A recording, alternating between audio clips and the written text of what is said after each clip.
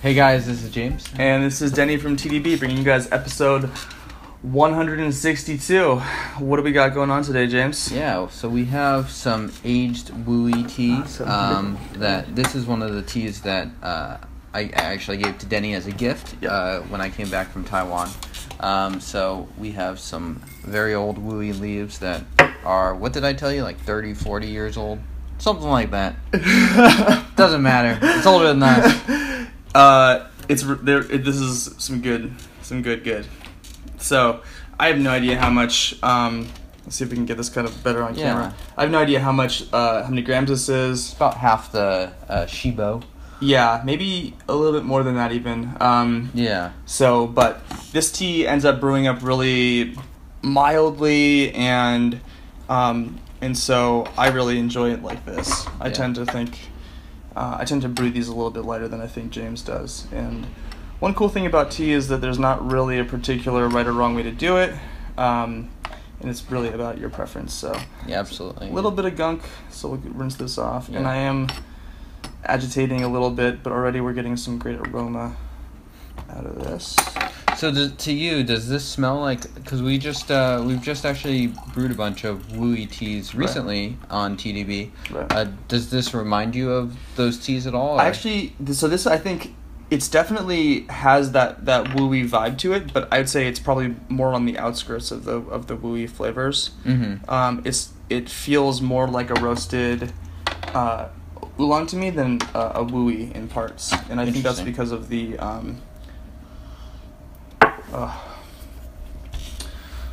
because the actual flavor in the cup ends up being really sweet and a little bit fruity and a lot less rock tasty than there's sort of there's a sweetness to that aroma. Yeah, exactly. And Wuyis can sometimes mismatch from the sweetness of the aroma to the actual cup. And I think this one does not as much as a typical Wuyi would. So. Mm-hmm. And do you attribute that mainly to just simply the age of the leaves, or more to I don't know, something else like the processing or the base material? I'd say it probably has more to do with the processing. I think the roast, but I think the age has made the roast really calm down, and so you're not going to get as much of the.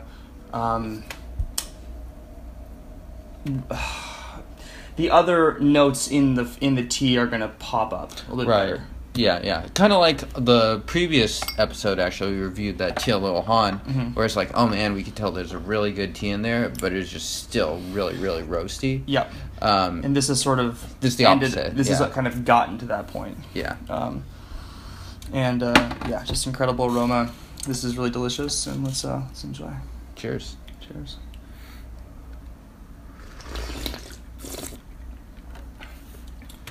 Really smooth. It's tasting light, but it'll get there quickly. Definitely has some of that rock mineral taste to it. Yeah, I mean it's still totally a Wuyi. So don't get me wrong, it's gonna be in that category for sure.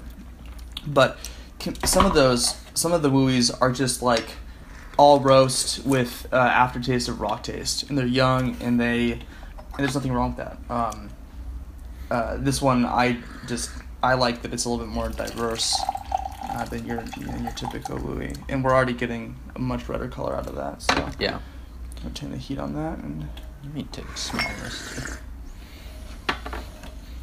Yeah, so very, very sweet flavors coming off of the lid of the Shibo. One of my favorite parts about this tea, and James just mentioned, it is really smooth, and I think this is probably going to be a very forgiving tea.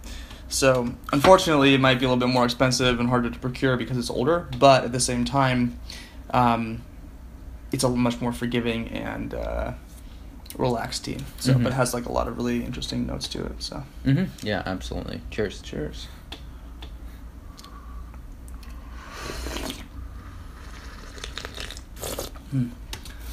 I think the sweetness coming through so quickly and so strongly is what's a little bit atypical about this Wuyi. Yeah. Compared to other Wuyis. Sweetness and super smooth. Almost a little bit creamy in some of its form. Yeah. It's really nice. The roast is perfect for me. Some people really want a roasty tea. This, I think, suits the time of year a little bit better than your average Wuyi might. A Wuyi for me is sort of hits those shoulder seasons, fall and spring, but fall in particular. This one has those sort of highs that are a little bit more crisp.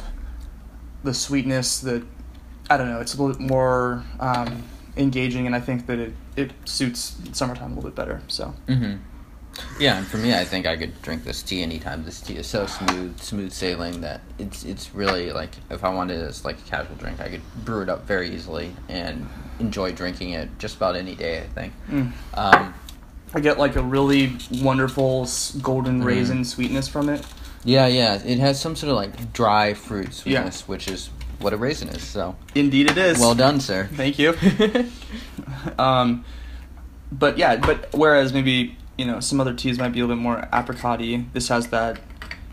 You could almost mistake it for sort of the baking spices, I think, because that sort of like oatmeal raisin cookie vibe is so, like, that's kind of what is going on a little bit here. Mm-hmm. But I don't think it's very cinnamony.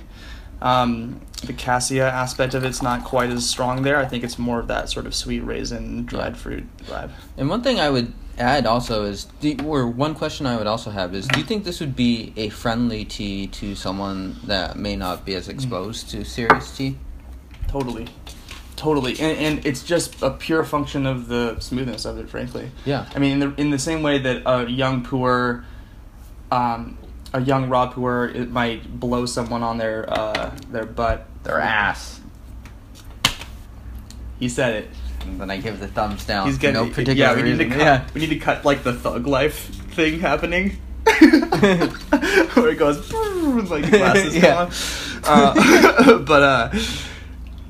So this one is just totally smooth. I think one thing that's actually deceptive about this tea is how much is going on given how smooth it is. So if you weren't focused outright on this tea, I think you could just casually drink it and be like, that was nice.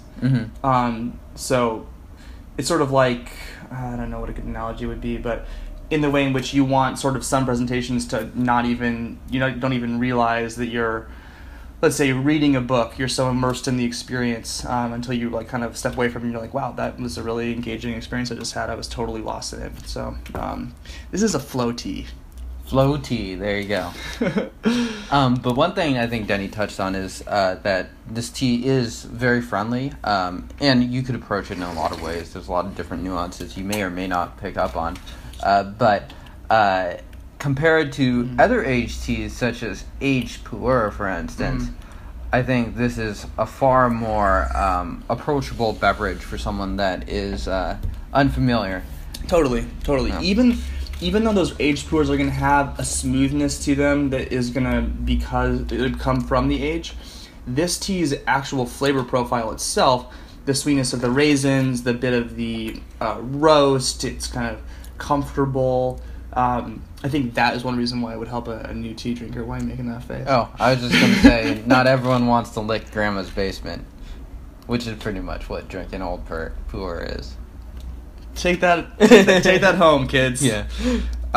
So we've gone through, goodness, I think 4 steepings already. I'm gonna let this hang out for a little bit longer this time. Yeah, water's probably a little bit cooler. It's a little bit cooler, and we could either reheat the water, or just give it a little bit longer time. And if you're brewing in a setting where you're not filming TDB, odds are you're probably talking around to your friends while brewing this. It's probably going a little bit slower. It's going a little bit slower, and you might have wanted to hit that hot water button a little bit earlier. Yeah. So we've been basically flash brewing every time.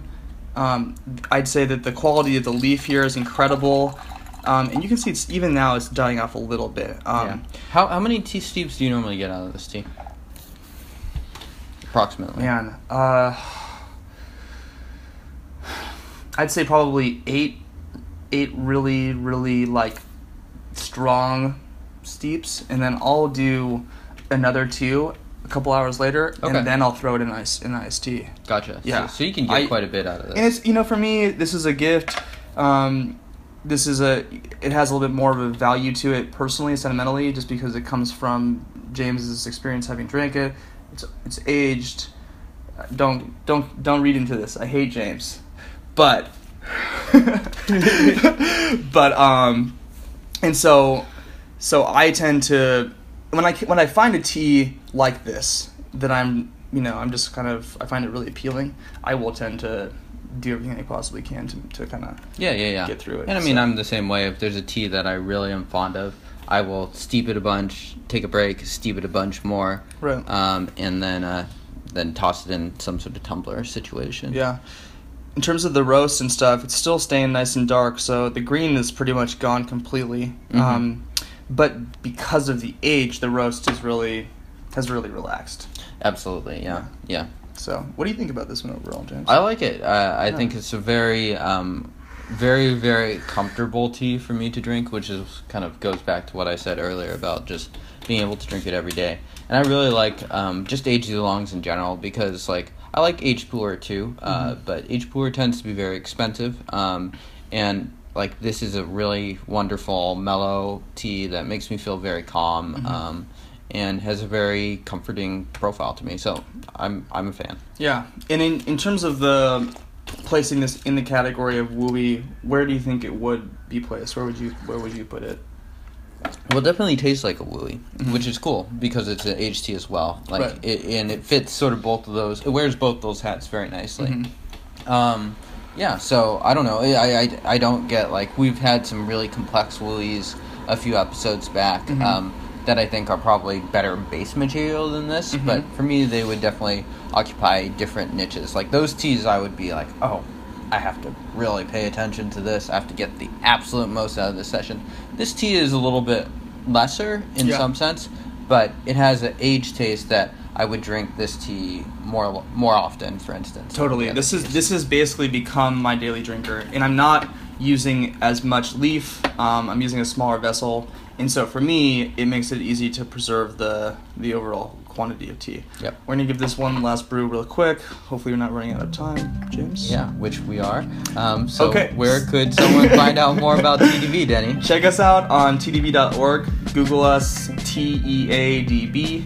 That stands for database, you jerks. I'm kidding. Not douchebag. I've heard it, and it's not true. But it's not the intent. Follow us on Instagram. Sign up for our newsletter.